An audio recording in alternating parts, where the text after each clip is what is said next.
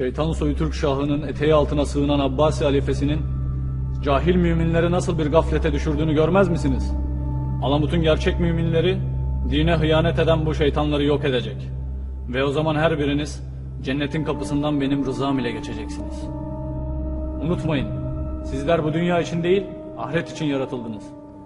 Denize atılmakla tehdit edilen bir balık korkar mı hiç? Ölümden korkmak, imanı zayıf olanların işidir. Bizler ise imanımızın gücüyle korkusuz yaşayanlardanız.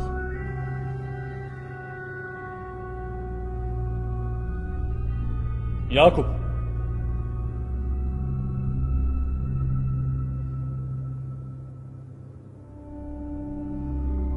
Gün bugündür Yakup. Zamanın iki yüzü var, iki boyutu. Uzunluğunu güneşin seyri belirliyor, kalınlığını ise tutkular.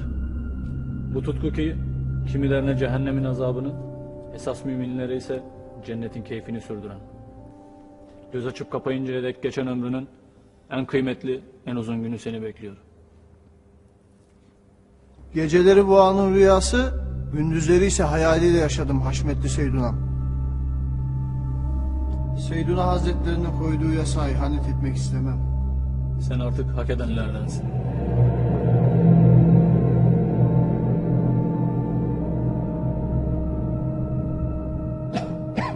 İman ile inkar arasındaki ince çizgide gidip geleceksin Yakup.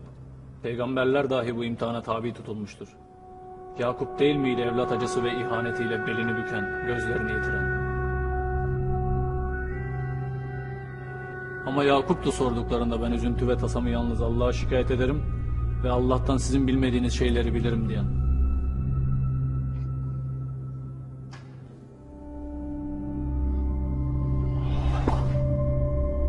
Adınla yaşa Yakup.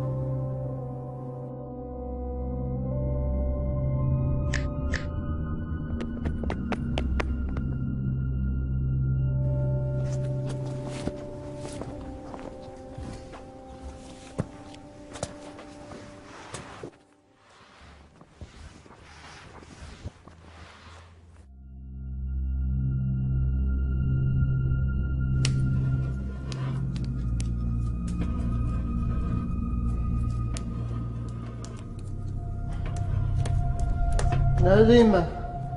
Sen de kimsin?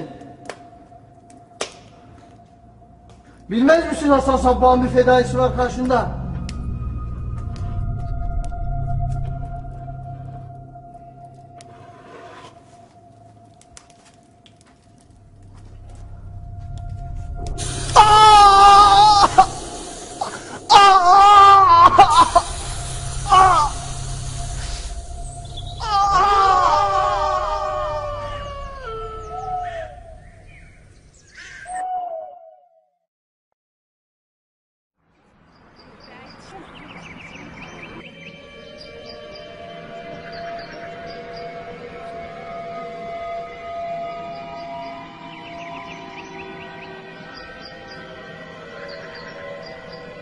Bak garibim, çok fena yapmışlar.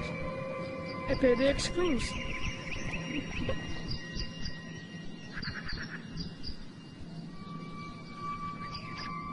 Ayılıyor galiba.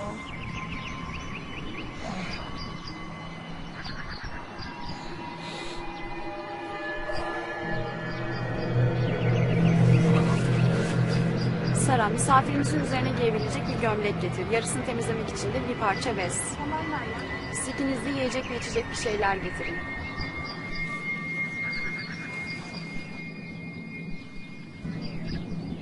Çok acıyor mu? Neredeyim ben? Siz kimsiniz? Merak etme, güvendesin. Biz kızlar ve buranın tüm güzellikleri senin emrinde. Yaman ya.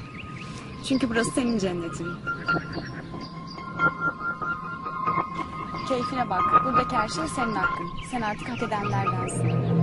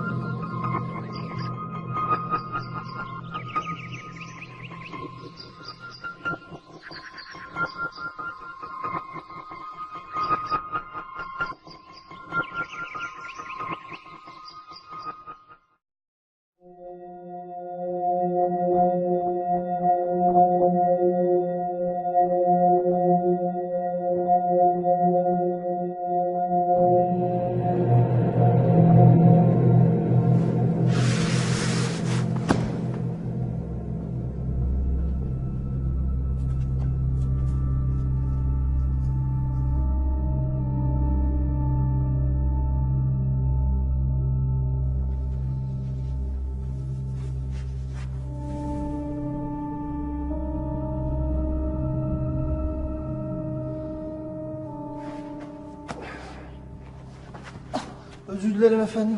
Çok özür dilerim. Affedin beni. Bu koca günde iki yer gördüm. Biri kendi cehennemin, diğeri kendi cennetinde. Bana yapacağın hizmet, senin sonsuzluğu bu iki mekandan hangisinde geçireceğini işaret edecek.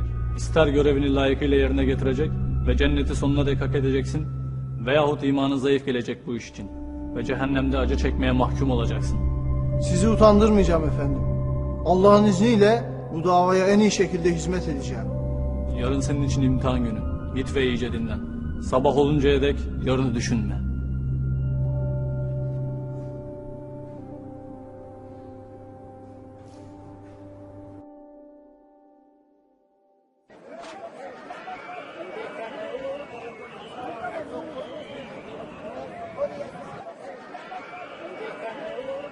Sultan Melikşah Hazretlerinin gönderdiği kervan elimize ulaştı. İçinde yoksul kardeşlerimiz için erzak da var. Durumu olmayanlara münasip bir şekilde iletebilmemiz için siz değerli kardeşlerime ihtiyacım olacak. Allah şahımızdan ve sizden razı olsun Kadı Efendi. Topyekun emrinizdeyiz. Allah hepimizden razı olsun.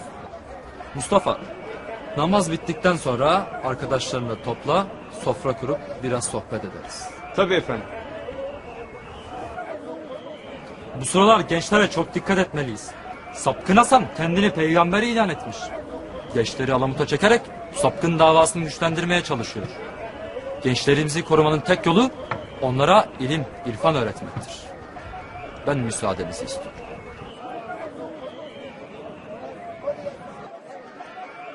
Kadı efendi, Buyur delikanlı. size bir mesaj getirdim. Alamut'tan.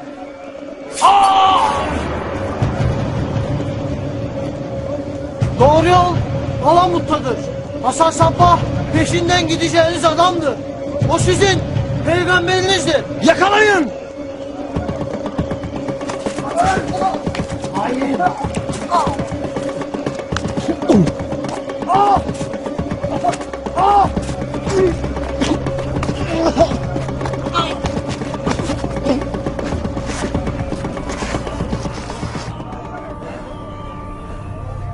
Beni cennetime gönder.